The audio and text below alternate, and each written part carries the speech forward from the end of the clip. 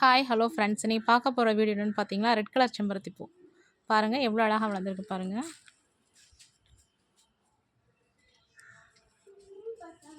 முன்னாடி நிறையா பூத்து இருந்துச்சு, இப்போ பூக்கள் கொஞ்சம் கம்மியாயிருச்சு.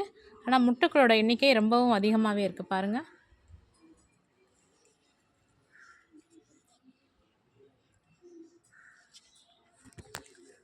செம்பருத்தி மலையில் சாஞ்சிருச்சு, அதை வெட்ட போகிறோம்.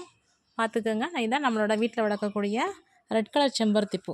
இந்த ரெட் கலர் செம்பருத்தி பூ வந்து ரொம்ப மருத்துவ குணம் வாய்ந்தது.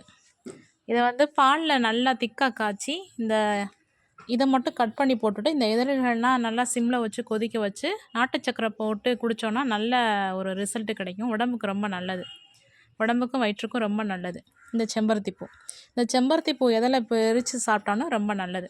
இதை கட் பண்ணிடணும். கட் பண்ணிவிட்டு அந்த இதழ்களை மட்டும் சாப்பிட்டோன்னா உடலுக்கு வந்து ரொம்ப நல்லது. அதிக மருத்துவ குணம் வாய்ந்தது இந்த செம்பருத்தி பூ. செம்பருத்தி பூ வச்சு டீயும் போடலாம், சூப்பராக இருக்கும். பாருங்கள் எவ்வளோ முட்டுகள் விட்டுருக்குன்னு.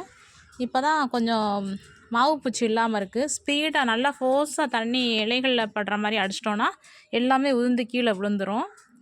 அப்புறம் இதுக்கு ஒரு பூச்சி விரட்டி மருந்து ஒன்று தயாரித்து வச்சுருக்கேன், அதையும் நான் அப்பப்போ போடுவேன்.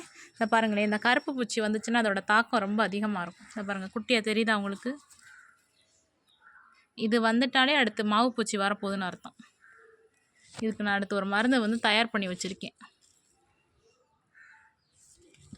அப்புறம் நம்ம தலைமுடிக்கு வந்து இந்த செம்பருத்தி இலைகளையும் வெந்தயத்தையும் நல்லா ஊற வச்சு அரைச்சிட்டு நல்லா தலையில் தேய்ச்சோன்னா அப்படியே நல்லா தலையை பார்த்தீங்கன்னா சில்கி ஹேர் மாதிரி செம்ம சாஃப்டாக இருக்கும், சூப்பராக இருக்கும். நல்லா மே மாதம் எல்லோரும் தலைக்கு செம்பருத்தி இலையும் வெந்தயத்தையும் தேய்ச்சி குளித்தோம்னா குளிர்ச்சியாக இருக்கும். பாருங்கள், நம்ம செம்பருத்தி பூ மருத்துவ குணம் வாய்ந்தது, நல்லா தலைக்கும் தேய்ச்சிக்கலாம். இவ்வளோ யூசஸ் இருக்குது இந்த செம்பருத்தி பூவில், ரெட் கலர் செம்பருத்தி பூ. மற்ற பூக்களை சாப்பிட்லாமா என்னென்னு தெரியலை, ஆனால் அந்த ரெட் கலர் செம்பருத்தி பூவை சாப்பிட்லாம். வெறும் வாயிலையும் சாப்பிட்லாம், டீ போட்டு குடிக்கலாம், பாலில் ஆற்றியும் குடிக்கலாம், ரொம்ப நல்லது. நம்ம வீடியோ பிடிச்சிருந்தால் லைக் பண்ணுங்கள், ஷேர் பண்ணுங்கள், மறக்காமல் சப்ஸ்கிரைப் பண்ணுங்கள். அப்போ தான் நான் இதுக்கப்புறம் போடக்கூடிய வீடியோஸ்னால் உங்களுக்கு நோட்டிஃபிகேஷனில் வரும். Thank you friends.